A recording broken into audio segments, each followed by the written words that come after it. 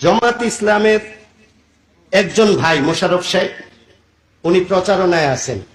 বাংলাদেশ কি হবে জানি না, চান্দিনাতে ইসলামী মার্কা একটাই হবে।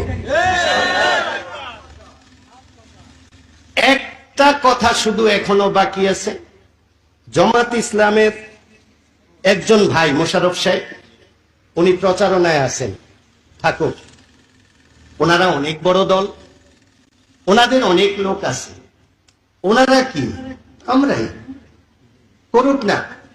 উপর থেকে যদি এক হইয়া আসে, আমি এখনো বলি, আজকেও আপনাদেরকে বলি, অনেকে মনে করেন যে আমারে মনে হয় প্রার্থী করে বলাইছে, আমি একবারে উচ্চা করে লাগছে, এরকম না। আমি আজকেও বলি, যদি কেন্দ্র থেকে ইসলামী দলগুলো একত্রিত হইয়া অন্য কাউরে প্রার্থী করার জন্য বলে এবং যোগ্য মনে করে, আমি আজকে এখানে বলে যাইতেছি, এখানে আপনারা বহু উলামায়ে কেরাম, সব মাদ্রাসার মুহতামিম, মসজিদের ইমাম সাহেব, শাইখুল হাদিসরা উপস্থিত, আপনাদের সামনে ওয়াদা করতেছি, ইনশাআল্লাহ কেউ যদি প্রার্থী হয়ে আসে, আমি ওনার কাজ করবো।